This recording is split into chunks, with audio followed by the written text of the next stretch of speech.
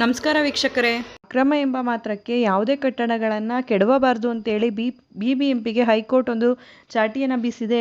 ಏನು ಈ ವಿಚಾರ ಅಂತ ತಿಳಿಯೋದಾದರೆ, ಬೃಹತ್ ಬೆಂಗಳೂರು ಮಹಾನಗರ ಪಾಲಿಕೆ ಬಿಬಿಎಂಪಿಯಿಂದ ಅನುಮತಿ ಪಡೆಯದಿದ್ದರೆ ಕೂಡಲೇ ಕಟ್ಟಡವನ್ನು ಕೆಡವಲು ಸಾಧ್ಯವಿಲ್ಲ ಅಂತ ಹೇಳಿ ಹೈಕೋರ್ಟ್ ವ್ಯಾಖ್ಯಾನಿಸಿದೆ. ಬಿಬಿಎಂಪಿಯ ಕಾಯ್ದೆ 2020ರ ಸೆಕ್ಷನ್ 248 ಸಬ್ಸೆಕ್ಷನ್ 3 ಮತ್ತು 356ರ ಅಡಿಯಲ್ಲಿ ಆದೇಶಗಳನ್ನು ರವಾನಿಸುವ ಮೊದಲು ಮಂಜೂರಾತಿ ಇಲ್ಲದೆ ಕಟ್ಟಡ ನಿರ್ಮಾಣವಾಗಿದೆಯೇ ಅಥವಾ ಕಟ್ಟಡದ ಬೈಲಾಗಳ ಉಲ್ಲಂಘನೆಯಾಗಿದೆಯೇ ಎಂಬುದನ್ನು ಬಿಬಿಎಂಪಿ ಖಚಿತಪಡಿಸಿಕೊಳ್ಳಬೇಕು ಎಂದು ಹೇಳಿದೆ. ನಕ್ಷೆ ಮಂಜೂರಾತಿ ಪಡೆಯದೆ ನಿರ್ಮಿಸಿರುವ ಕಟ್ಟಡಗಳನ್ನು ನೆಲಸಮ ಮಾಡುವ ಬದಲು ಬಿಬಿಎಂಪಿ ಬೈಲಾ ಉಲ್ಲಂಘನೆಯಾಗಿದ್ದರೆ ಅದಕ್ಕೆ ಸಂಬಂಧಿಸಿದಂತೆ ಸೂಕ್ತ ನಿರ್ದೇಶನ ನೀಡಬಹುದು. ಉಲ್ಲಂಘನೆ ಮಾಡಿರುವುದನ್ನು ಪರಿಗಣಿಸಿ ಅಂತಹ ಕಟ್ಟಡಗಳ ಸಕ್ರಮ ಮಾಡುವುದಕ್ಕೆ ಬೈಲಾದಲ್ಲಿ ಅವಕಾಶವಿದೆ. ಉಲ್ಲಂಘನೆ ಮಾಡಿದ ದಿನದಿಂದ ತೆರಿಗೆ ಮತ್ತು ದಂಡ ಪಾವತಿಸುವಂತೆ ಸೂಚನೆ ನೀಡಬಹುದು ಎಂದು ಪೀಠ ತನ್ನ ಆದೇಶದಲ್ಲಿ ಹೇಳಿದೆ. ನಕ್ಷೆ ಮಂಜೂರಾತಿ ಪಡೆಯದೆ ನಿರ್ಮಿಸಿರುವ ಕಟ್ಟಡಗಳನ್ನು ತೆರವುಗೊಳಿಸುವ ಸಂಬಂಧ ಬಿಬಿಎಂಪಿ ನೀಡಿದ್ದ ನೋಟಿಸ್ ಪ್ರಶ್ನಿಸಿ ಬೆಂಗಳೂರಿನ ಬಿಎಚ್ಇಎಲ್ ಬಡಾವಣೆಯ ನಿವಾಸಿಗಳು ಅರ್ಜಿ ಸಲ್ಲಿಸಿದ್ರು. ಈ ಅರ್ಜಿ ವಿಚಾರಣೆ ನಡೆಸಿದ ನ್ಯಾಯಮೂರ್ತಿ ಸೂರಜ್ ಗೋವಿಂದರಾಜು ಅವರಿದ್ದ ನ್ಯಾಯಪೀಠ ಮಹತ್ವದ ಆದೇಶವನ್ನು ಹೊರಡಿಸಿದೆ. ಉಲ್ಲಂಘನೆಯ ಸ್ವರೂಪವನ್ನು ಖಚಿತಪಡಿಸಿಕೊಳ್ಳಲು ಅದನ್ನು ಪ್ಲಾನ್ ಇಲ್ಲದೆ ನಿರ್ಮಿಸಲಾಗಿದೆಯೇ ಅಥವಾ ಪ್ಲಾನ್ ಮಂಜೂರಾದ ಸಂದರ್ಭದಲ್ಲಿ ಕಟ್ಟಡದ ಒಂದು ಭಾಗವು ವ್ಯತ್ಯಾಸಗೊಳ್ಳುತ್ತದೆಯೇ ಎಂಬುದನ್ನು ಪರಿಗಣಿಸಿ ಕಟ್ಟಡದ ಮಾಲೀಕರಿಗೆ ನೋಟಿಸ್ ನೀಡಬೇಕೆಂದು ನ್ಯಾಯಾಲಯ ಹೇಳಿದೆ.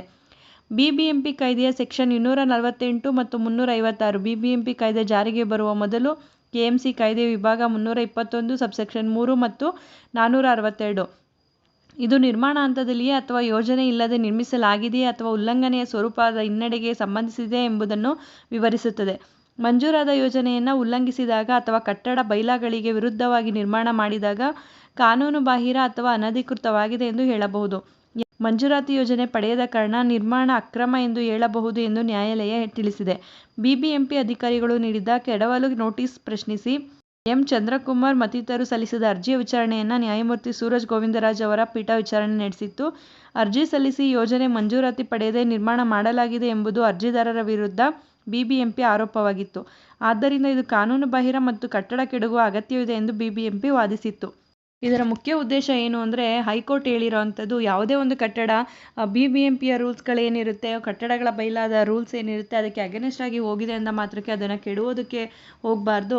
ಅದಕ್ಕೆ ಬೇರೆ ರೀತಿಯಾದಂಥ ಪರಿಹಾರ ಮಾರ್ಗಗಳಿರ್ತವೆ. ಅಂದರೆ ಯಾವ ರೀತಿಯಾಗಿ ಅದನ್ನು ಸರಿಪಡಿಸ್ಕೋಬೋದು, ಯಾವ ರೀತಿಯಾಗಿ ಅದನ್ನು ಸರಿಪಡಿಸ್ಕೊಂಡ್ರೆ ಅದು ಬೈಲಾದ ಒಳಗೆ ಬರುತ್ತೆ ಅನ್ನೋದನ್ನು ತಿಳ್ಕೊಂಡು ಆ ರೀತಿಯಲ್ಲಿ ಸರಿಪಡಿಸ್ಕೊಳ್ಳೋದಕ್ಕೆ ಪ್ರಯತ್ನ ಪಡಬೇಕು ಅನ್ನೋದು ಹೈಕೋರ್ಟ್ನ ಒಂದು ಮಹತ್ವವಾದ ಆದೇಶ ಆಗಿದೆ.